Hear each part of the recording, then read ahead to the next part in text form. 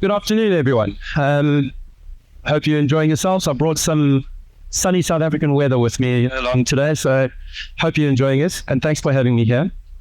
My name is Ryan Croft. I'm the head of business development with a small company called Highway Care, and I'm here today to talk to you about hostile vehicle mitigation, which is HVM in the industry as we call it.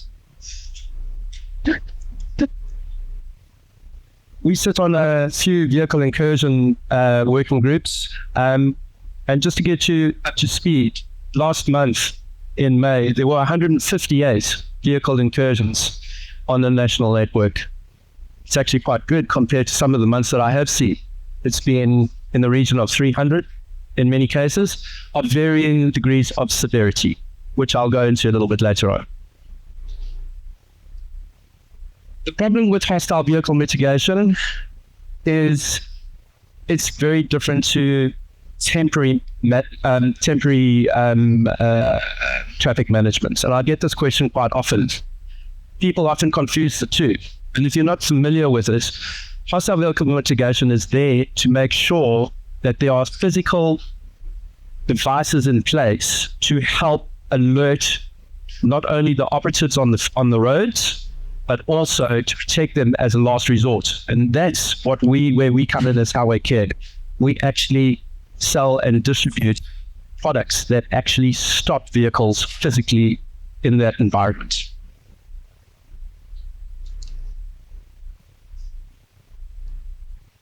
So in 2013, Raising the Bar 27 really highlighted the risks that are out there for our operatives on the road. And we actually decided to become proactive and start looking at hostile vehicle mitigation back in 2013. And we were quite staggered, to be quite frank, with how many incidents were happening, going unreported. And we thought, no, listen, at the end of the day, we want people to get home safely to their families after doing a hard day's work, whether it's out in the network, whether it's at events, and making sure that guys see their families again. So we understand that there are some elements within our control and some are not, and each situation has its own set of criteria that has to be looked at from a risk perspective. On the video, I hope I wasn't standing in the way, but on the video, there was, I'll just go back here. On the video, this happened on the 25th, on the M25 in November 2022.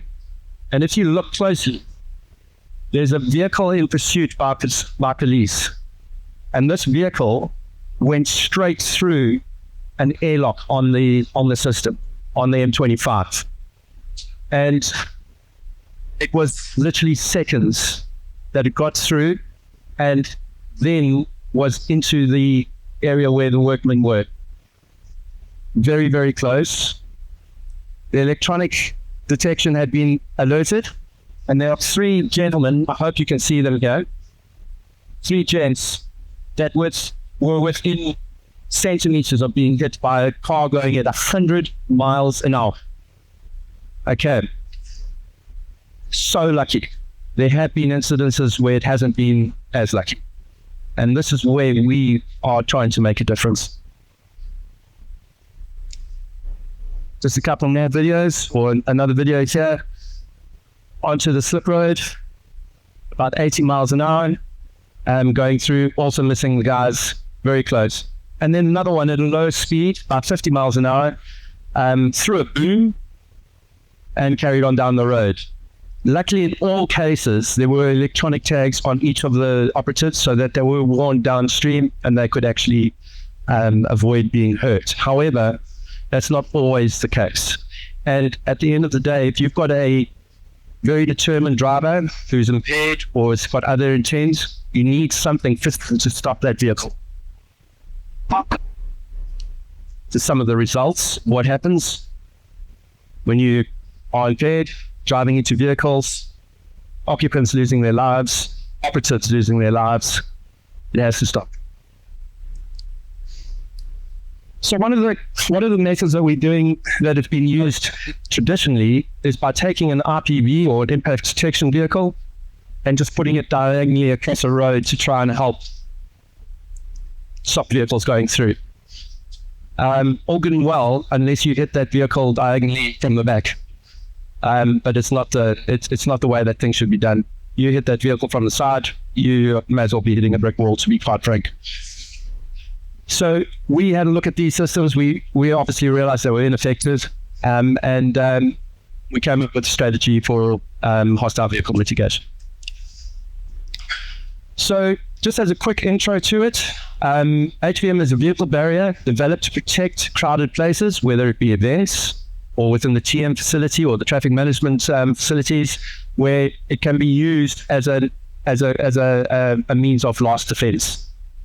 And this will help prevent vehicles from driving into crowded areas, into crowds, or into operatives on the roads. I'm sure you guys are all very aware of what happened quite recently in Liverpool, where a vehicle drove into the celebrating crowds after the Liverpool victory parade. So, and I think that has, from a council perspective, opened up a lot of eyes amongst a number of the councils. And today at our outside stand and our indoor stand, we've seen a lot of questions being raised around that.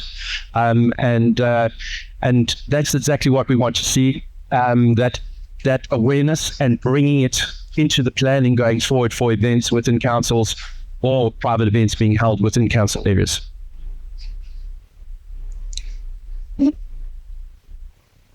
At Highway Care, we have 3 systems that we employ. One is the Claw, the other is the RB50, and the third one is the Boss.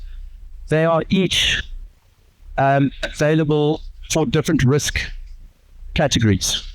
The Claw is probably our most aggressive system. When I say aggressive, it's going to stop a vehicle of about 7.5 tons driving into a crowd at speed. Okay. It's going to cause significant damage to the vehicle. But in a high-risk scenario, whether you are trying to protect a building from such incursions, or whether it's a government institution, these are the sort of systems, military institutions, these are the sort of systems that we'll be putting in place. Okay. The RB50 is a more approachable system, which can be swung out of place. They are all manned. All of these systems are manned. But the RB50 can be literally swung or pivoted out of its location to allow vehicles through. If you're having vehicles that are needing to get into a venue or through an airlock or anything like that, these systems are always your systems of last prevention. They're going to be the system that stops the vehicle. And then finally, the Boss, which I'll be spending a little bit more time on today. And it's probably the most versatile and practical system, especially for the TM as well as the council environment. The Boss is a fast, quick deployment time. It's efficient, and it does not require any tools. Just a little bit of a history around the plan. It's 1.2 tonners. Has to be deployed with a Hiab or a Moffat, and can be placed in a temporary or a permanent facility. The RB50 is gaining traction quite quickly with us. It's already used extensively in the events sector by a number of companies that actually put these systems out, along with other systems as well, to prevent cars and lorries getting into crowded areas. This is just some of the damage that is shown to a vehicle after testing. The Claw, quite considerable damage. It actually broke the chassis in the middle. And it's there, as I say, for those high-risk operations where you need to actually have a disabling effect on the vehicle as a total. And the smaller one, the RB50, disabled this 3.5 ton vehicle at our testing in Murray. All right, on to the Boss. And this is one of my favorites because it is such a versatile system. I don't know, most of you probably played with Lego when you were younger. I certainly did. and I'm showing my age, I was actually also played with Meccano. So, and they don't even make that anymore. That's, if you could play with Meccano, if you could play with Lego, you can certainly assemble one of our systems. The actual system itself is, the BOSS stands acronym really for Barrier on Strong Spikes. Very versatile, takes less than 3 minutes to install, and by one operative, and can be moved out of the way if necessary, if vehicles need to come through. I'll show you how it all works.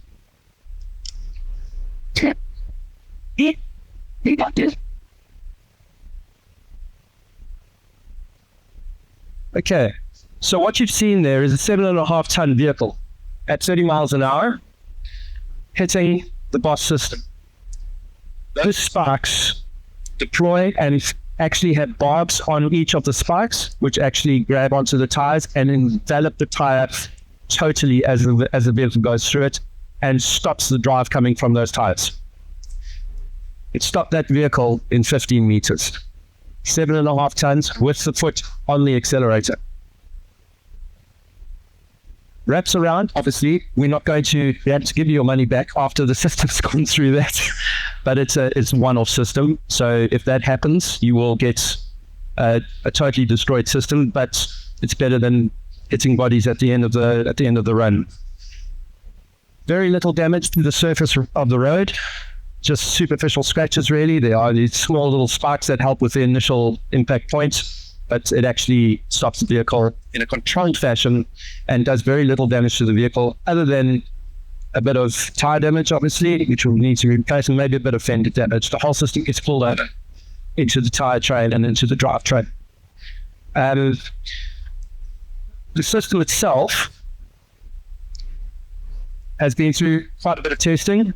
It's been through the ISO 22343 testing standards. And those are the impacts that were it was classified against. As I said, everything's in kilometers an hour here at the testing facility, but 30 miles an hour for our roads here. We are going to be doing some further testing at higher speeds as well going forward for the product.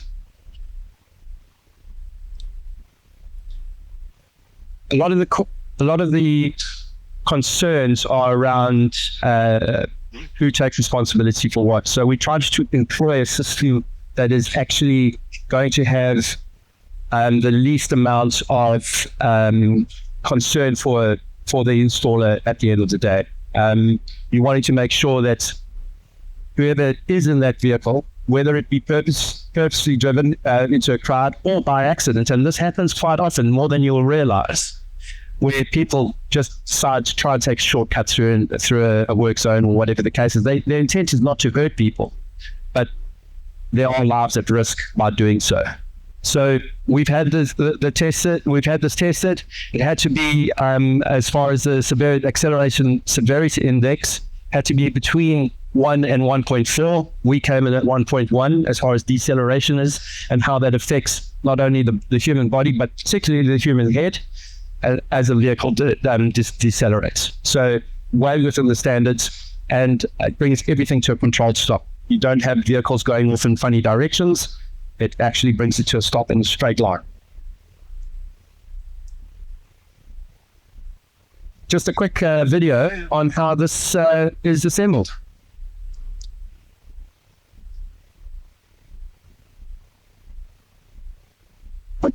We sped it up. I don't want you sitting here for 3 minutes watching this, but it is literally as simple as putting a few things together, playing with Lego, really.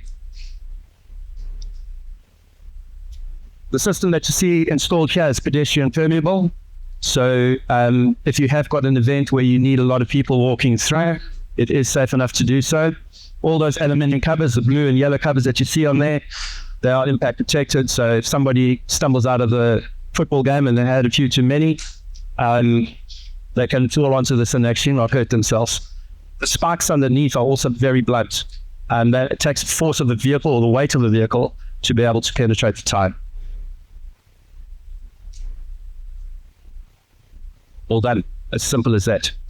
And you can actually add another a module in the middle to completely close the road if necessary.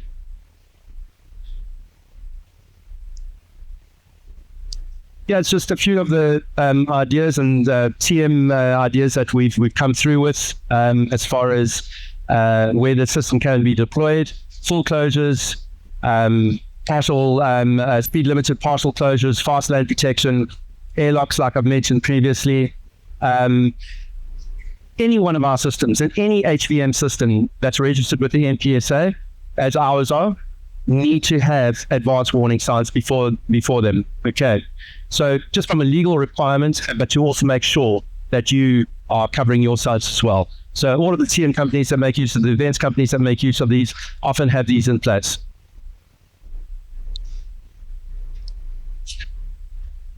Just a few picks on the barriers and how they work in certain configurations. This is a staggered bus installation, so it allows vehicles to come through at a controlled speed and go through an S bend essentially to get through. That's controlled speed, and it normally allows works vehicles to go through at a safe speed. And then the actual buses will be staggered 10, 12 meters behind one another to allow that. If you're going through that at speed, you're going to hit one and then the second one afterwards as well. Just another installation, single lane.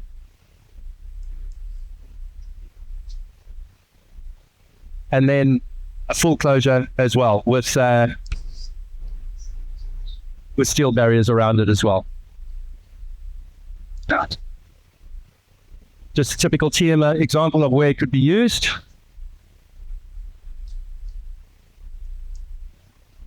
And that's me. Has anyone got any questions? All good. Thank you. Thank you, Ryan. Cheers. Thanks.